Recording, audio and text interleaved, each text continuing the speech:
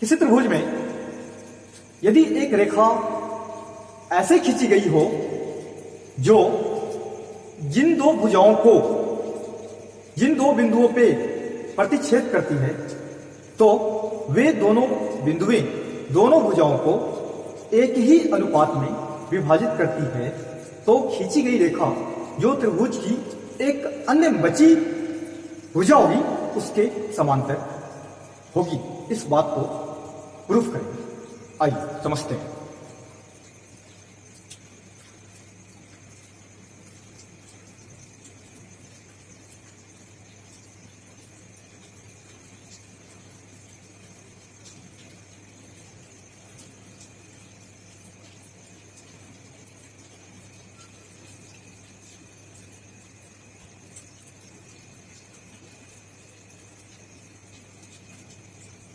ABC एक त्रिभुज है जिसमें हमने कोई रेखाखंड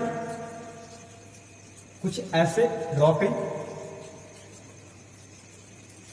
एबी का पॉइंट डी एंड एसी का पॉइंट ई,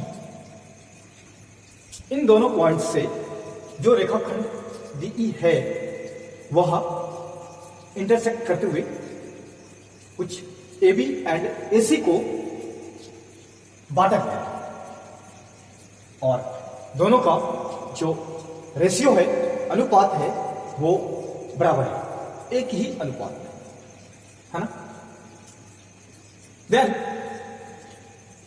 हमें जो प्रूफ करनी है रेखा समांतर करनी, तो अभी हम इस बात को नहीं मान के चलेंगे कि रेखा समांतर है। जब डीई रेखा बीसी के समांतर नहीं है तो कोई भी एक रेखा होगी जो बीसी के समांतर होगी, तो हमने कुछ ऐसा ड्रॉ, एक रेखा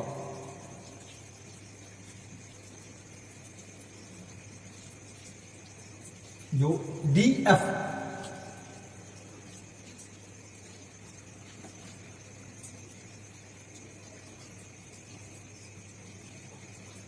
है और ये बीसी के समांतर है। इस बात को अभी हमने कंसीडर करके चला है ना, मान के चलते हैं कि जब डीई रेखा बीसी के समांतर नहीं है तो कोई ना कोई रेखा होगी जो क्या होगा, बीसी के समांतर होगी। उस रेखा को हमने डीएफ बोल दिया। देन कंस्ट्रक्शन में कुछ इस बात को लिखेंगे। क्या लिखेंगे? प्रूफ करना है रेखा क्या है, समांतर है, तो डीई समांतर बीसी के, इस बात को हमें दिखानी है। तो डीई को बीसी के समांतर मान तो नहीं सकते हैं क्योंकि यह बात हमें दिखानी है।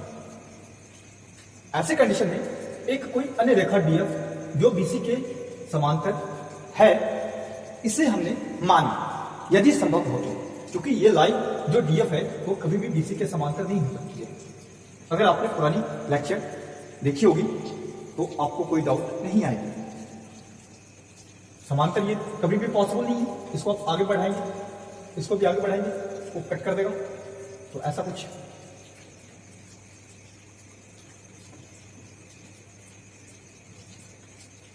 रेखा समांतर अगर है तो उनके बीच की दूरी नियत होती है, ये पुराने लेक्चर्स से। तो इस बात को हमने कंसीडर करा कि डीएफ बीसी के क्या है, पैरेलल। यदि संभव हो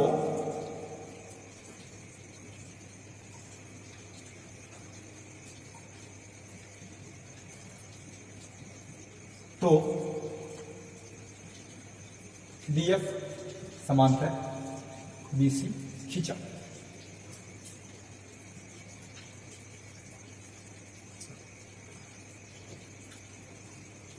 है ना। चलते हैं प्रूफ के।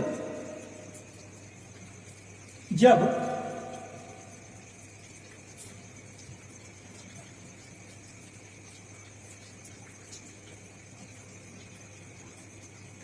डीएफ समांतर हो जाएगा बीसी के, दैट इस कंडीशन में थेल्स फॉर्म में लागू हो जाएगा। तो थेल्स फॉर्म में लागू हो जाएगा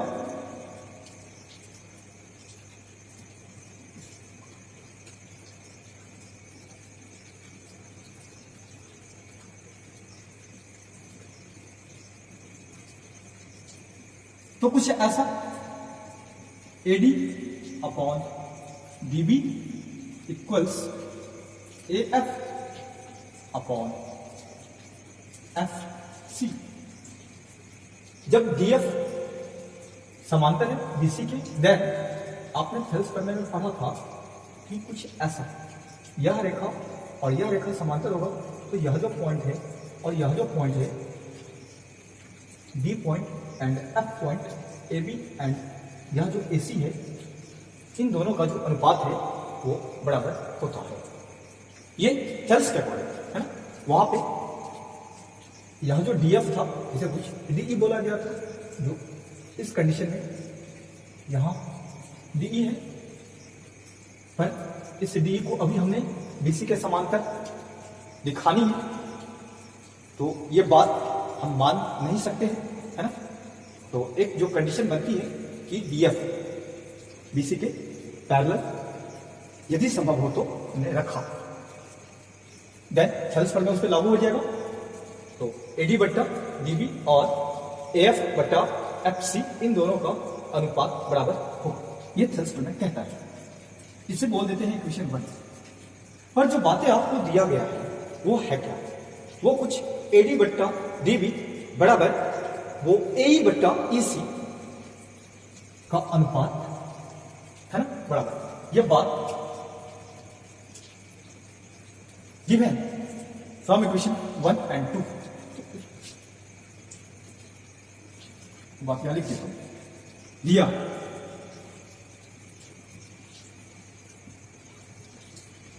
कर दिया है ना। क्या दिया है? AD upon DB equals AE upon EC, equation 2। From equation 1 and 2 को अगर आप देखें तो लेफ्ट हैंड बराबर है, तो राइट हैंड को बराबर होना पड़ेगा।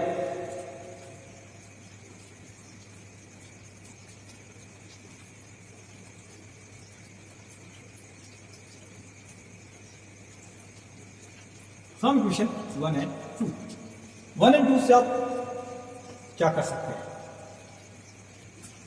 राइट हैंड, तो right hand AF upon FC equals AE upon EC। दोनों साइड 1 ऐड करते हैं, 1 ऐड करने से हमें कैसा मिलेगा? जो AF है FC और इधर भी और इधर भी, दोनों टर्म में 1 1 ऐड करें। कुछ ऐसा LCM AF plus FC upon FC equals AE plus EC upon इस AF प्लस FC को अगर आप जोड़ेंगे AF और FC तो AC होगा, तो कुछ ऐसा लिखा जा सकता है। और AE प्लस EC को जोड़ेंगे तो फर्दर फिर से आपको AC मिलेगा, और ये ऐसा देखना AC और AC हट जाएगा, यहां से कैंसिल्ड आउट हो जाएंगे। तो कैंसिल्ड आउट हो जाएंगे तो FC इधर आया और EC इधर आया, तो EC इक्वल्स FC। तो ध्यान से देखिए, जो कंडीशन आपको मिला है EC, E से लेके C तक कुछ ये वाली लेंथ है, और FC कुछ ये वाली लेंथ है।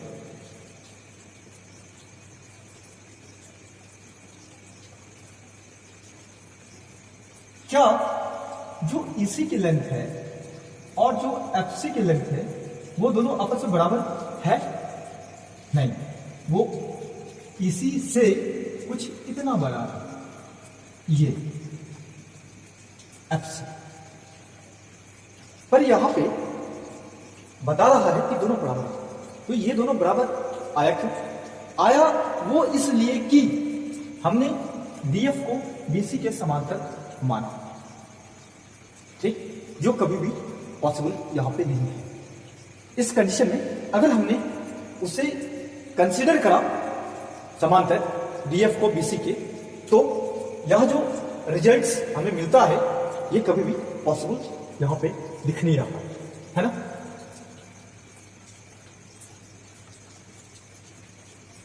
तो यह दोनों बराबर होगा।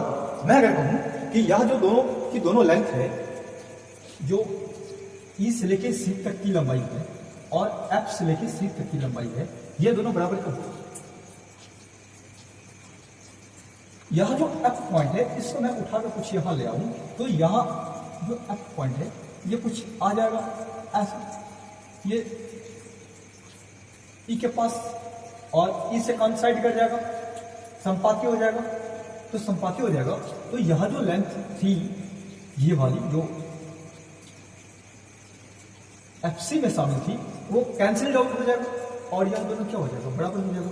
और यह दोनों जब बराबर हो जाएगा तो यह जो डीएफ रेखा जिसे हमने बीसी के समांतर माना था वह अब कुछ जो डीई वाली पुरानी लाइन थी अब इसके कुछ ऐसे हो जाएगा, ये कौन साइड कर जाएगा। तो कौन साइड कर जाएगा तो यह जो नीचे वाली जो लाइन है डीई और यह जो ऊपर वाली लाइन है डीएफ, जब डीएफ बीसी के समांतर है तो इसके अंदर वाली जो लाइन है ये वाली, यह भी लाइन क्या होगा? बीसी के समांतर हो जाएगा, जो हमें प्रूफ करना था, है ना। तो इस बात को लिखेंगे, ये तभी बराबर होंगे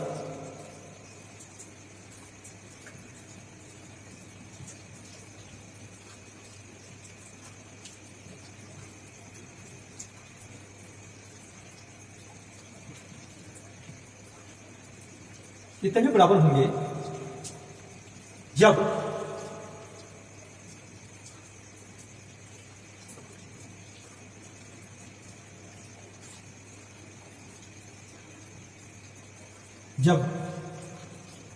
क्या हो जाएगा? जो पॉइंट एफ है वो ई के संपाती हो जाएगा, कौन साइड कर जाएगा? बिंदु एफ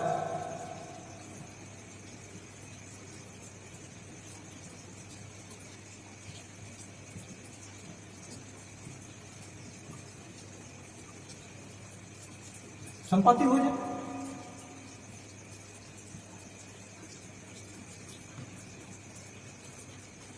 जैसे ही पॉइंट एफ पॉइंट ई पे आएगा, देन यह जो एफ से लेके सी तक की लेंथ है उसमें एफ ई कमी होकर के ये ई सी के बराबर हो जाएगा। तो क्या हो जाएगा?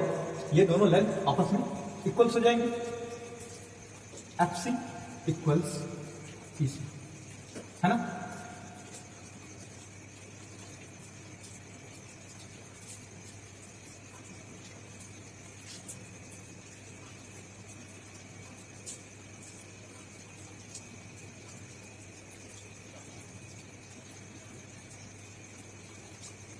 अदरवाइज पॉसिबल नहीं। तो इस कंडीशन में क्या हो जाएगा? जो रेखा हमने डीएफ बीसी के समांतर मानी थी, अब डीएफ के जो नीचे की जो रेखाखंड डीई है वह डीएफ बीसी के समांतर होने के कारण डीई को बीसी के समांतर होना पड़ेगा। तो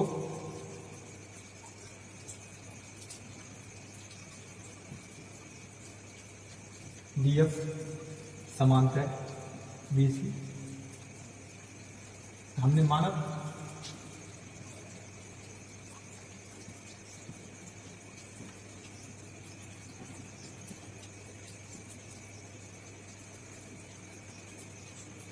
इस बात को हमने माना था ना, डीएफ समांतर है बीसी के।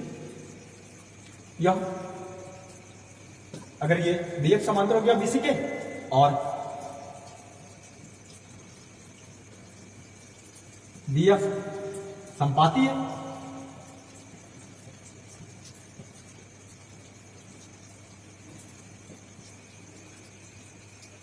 डी के।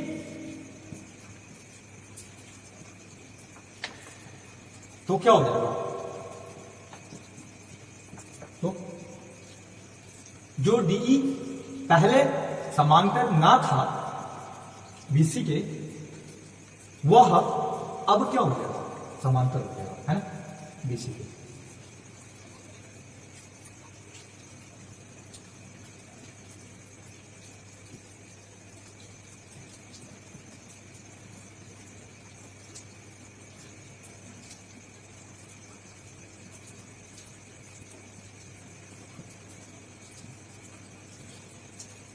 Thank you so much.